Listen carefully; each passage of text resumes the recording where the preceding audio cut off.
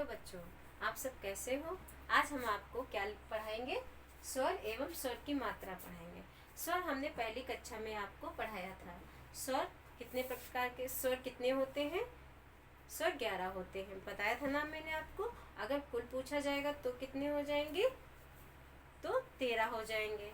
आज हम स्वर की मात्राएं पढ़ाएंगे आपको। इन्हें बताओ, स्वर जो होते हैं ना कि आखिर स्वर में मात्राएं ही क्यों होती हैं? प्रश्न उठता है ना कभी कभी मन में कि आखिर व्यंजनों को ही क्यों मतलब स्वर की सहायता लेनी पड़ती है, स्वर के पास ही मात्राएं क्यों होती हैं। आज हम आपको बताते हैं। देखिए क्या है परिभाषा। जब स्वर किसी व्यंजन को उच्चारित करता है, इसको ध्यान से समझिएगा। इसको जब ध्यान से समझेंगे तभी ये आपको समझ में आएगा। देखिए स्वर, आपको पिछली जो क्लास हुई थी उसमें मैंने आपको स्वर की परिभाषा बताई थी। क्या है स्वर की परिभाषा? स्वर को उच्चारित करने में किसी की हेल्प नहीं लेनी होती है, मतलब किसी की सहायता की जरूरत नहीं पड़ती है। ठीक। और व्यंजनों को क्या है, व्यंजन की परिभाषा क्या थी? व्यंजन को उच्चारित होने के लिए यानी कि साउंड करने के लिए स्वर की सहायता लेनी पड़ती है। तो यहाँ पे वही चीज है कि जब स्वर किसी व्यंजन को उच्चारित करता है, यानी कि जब स्वर है व्यंजन को उच्चारित करता है। ठीक। उच्चारित यानी कि ये जो आपका ये स्वर दिख रहा है ना, आ ई उ, ये स्वर जो आपको दिख रहे हैं ये सब क्या है? ये वास्तविक है, ये वास्तविक रूप है। क्योंकि स्वर जो होते हैं हमारे दो तरीके के होते हैं। एक तो स्वर जो होता है जो हमें दिखता है, जो हम लोग आ ई उ करते हैं, बोलते हैं, तो वो क्या होते हैं? वो वास्तविक रूप होता है उनका हमारा। और दूसरा रूप हमारा क्या होता है? मात्रिक। जो हम लोग व्यंजनों के साथ उच्चारित करते हैं ना स्वर को, तो वो हमारा वास्तविक रूप नहीं होता है। वो हमारा कैसा रूप होता है? कैसा रूप होता है बच्चों? मात्रिक होता है। वही लाइन यहाँ पे कह रही है कि जब स्वर किसी व्यंजन को उच्चारित करता है तो वह उस व्यंजन के साथ अपने वास्तविक रूप में नहीं, वास्तविक रूप में ना आकर जिस रूप में आता है, यानी वो वास्तविक रूप में नहीं आकर जिस रूप में आता है उसी स्वर को ही हम मात्रा कहते हैं। ठीक। ये लाइन आपको अब समझ में आ रही कि क्या कह रही है? ठीक है। उसके बाद जैसे रवि, रा आ व ई। ठीक है। जो आप हमने ये जो वर्ण विच्छेद आप देख रहे हो, ठीक है, ये जो वर्ण विच्छेद है इस वर्ण विच्छेद को हम वर्णात्मक शैली का नाम देते हैं। क्या देते हैं? वर्णात्मक शैली। तो हाँ, ये भी तो आ रहा है, इसमें भी तो स्वर आ रहा है, लेकिन क्या हम इस शैली को हम यूज करते हैं अपनी भाषा में? नहीं, हम इस रूप में नहीं करते हैं। हम किस रूप में करते हैं? इस शैली में पढ़ते हैं। हम क्या लिखते हैं, हम क्या पढ़ते हैं? इस शैली में पढ़ते हैं। ये शैली कौन सी है? अक्षरात्मक शैली है। हम लोग क्या पढ़ते हैं? अक्षरात्मक शैली पढ़ते हैं। जब हम वर्ण विच्छेद करते हैं इनका, तब हम ये वर्णात्मक शैली में करते हैं। ठीक। इसे तोड़ते हैं यानी कि। ठीक है। अब देखिए र हल लगा हुआ है यहाँ पे क्या लगा है? हल लगा हुआ है।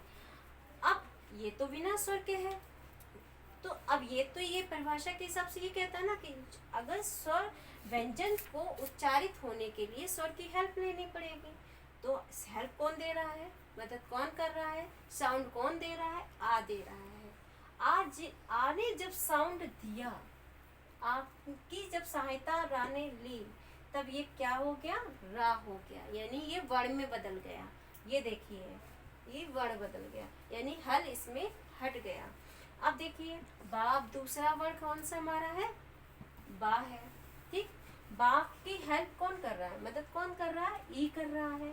जब इस स्वर ने, ई स्वर ने बा की मदद की यानी हेल्प ली इसने, बा ने, तो ये मात्रा के रूप में हमारे पास किस रूप में आ गया है?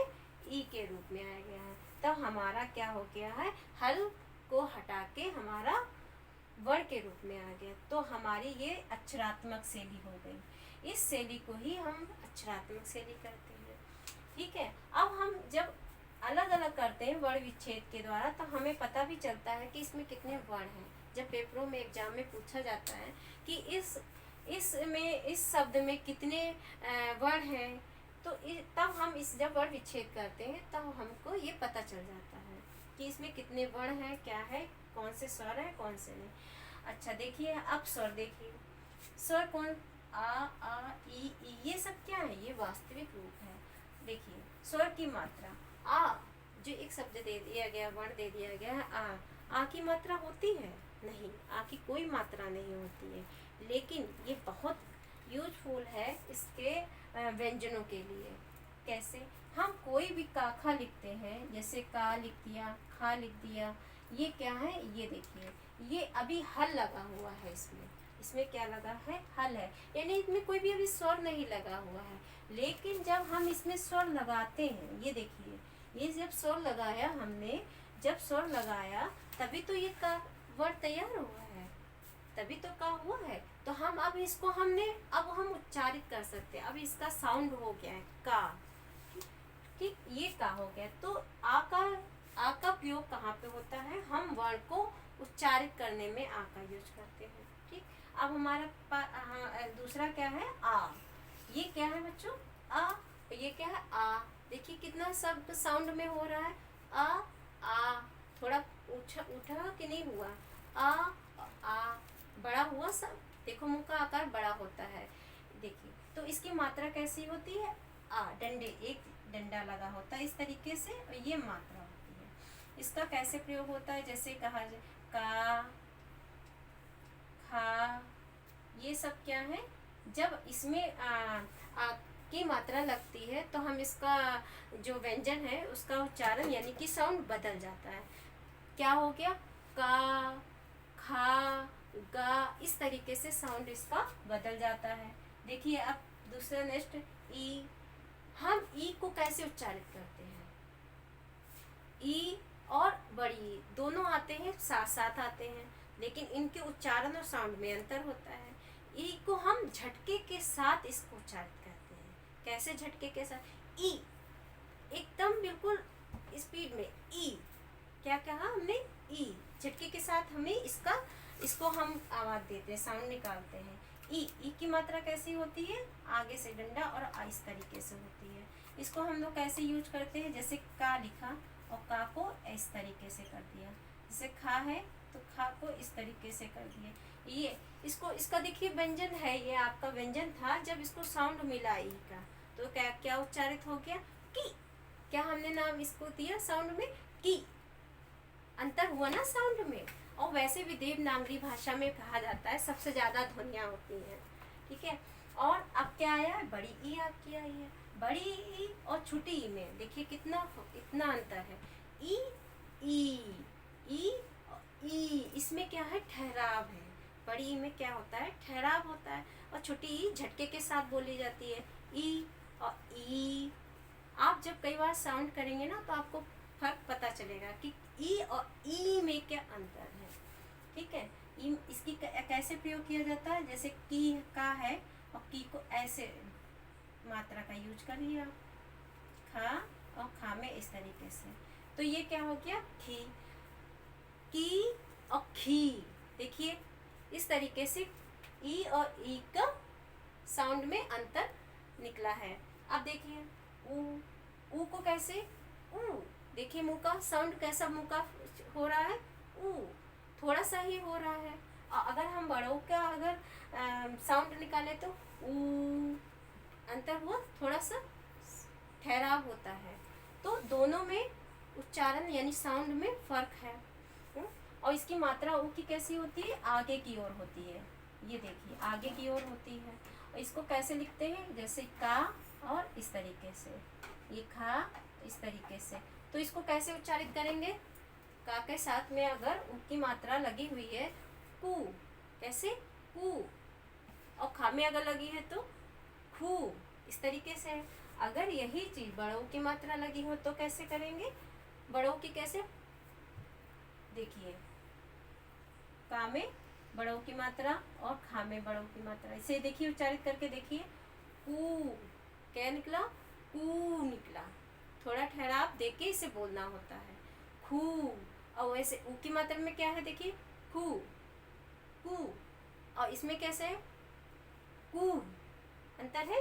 अब देखिए री की मात्रा, देखिए री की मात्रा ऐसे होती है, नीचे की ओर लगती है। कैसे होती है? नीचे की ओर होती है। अब देखिए ए में कैसी है? एक मात्रा होती है। ए में कैसी है? ए की मात्रा एक, और आय की मात्रा में दो पाइयां होती हैं। इनका उच्चारण कैसे होता है? ए ऐ। देखिए अंतर है, मेरे साथ बोलिए आप भी, ए ऐ। अंतर हुआ दोनों में। आप छोटे बच्चों में ज़्यादा प्रॉब्लम होती है कि मात्रा का कैसे क्या पता लगाएं, कि हाँ किसी में एक लग रही है, किसी में दो लग रही है। तो इनके उच्चारण में, इनके साउंड में अंतर होता है। इनके आप जब कई बार देखिए ए धीरे से निकला, ए आए, ए ऐ, देखो अंतर है। वैसे ओ और आओ में, ओ अगर हम बोले ओ में थोड़ा सा ऐसे होता है, मुंह फैल साउंड बनता है, और आओ अंतर है। इसी तरीके से हम जब इनका यूज करते हैं काम में, व्यंजन में, जैसे ए के और खे, देखिए के खे, और यही हम अगर आय में किया जाए तो के खे है। और उसी तरीके से देखिए आपका ओ में, देखिए को, देखिए का में अगर आओ की मात्रा लगेगी तो कैसे हो जाएगा? साउंड बदल जाएगा, को। क्या हो जाएगा? को। और यही अगर आओ के साथ होगा तो कैसे साउंड देखिए चेंज हो रहा है, को हो, को। देखिए ओ ओ आओ, अंतर हो रहा है। इसी प्रकार से अंग आहा हो गया। अंग की कैसी मात्रा होती है? इस तरीके से होती है। आहा की मात्रा आपकी दो विसर्ग में होती है। यह अधिकतर संस्कृत भाषा में यूज होती है विसर्ग, और हिंदी में भी होती है। अच्छा बच्चों, आपको ये चीज़ समझ में आई है आपको कि कहाँ पे कैसी मात्रा का उच्चारण करते हैं, कितनी मात्राएं कैसे लगाई जाती हैं, क्यों लगाई जाती हैं, आखिर व्यंजन में क्यों नहीं होती हैं, आखिर स्वर में ही मात्राएं क्यों होती हैं, क्या वास्तविक स्वर किसे कहते हैं, मात्रिक स्वर किसे कहते हैं, अक्षरात्मक किसे कहते हैं, वर्णात्मक किसे कहते हैं। पर ये सब परीक्षाओं में पूछे जाने वाले भी हैं, क्वेश्चन हो जाते हैं, और बच्चों को अधिकतर ये सब समझ में जल्दी नहीं आता है। देखिए आप कई बार जब उच्चारित करेंगे ना तो समझ में आ जाएगा। अधिकतर ये वर्ण विच्छेद वाली समस्या बच्चों में ज़्यादा होती है, जो हम अगले वीडियो में आपके सामने बना के लाएंगे। Thank you.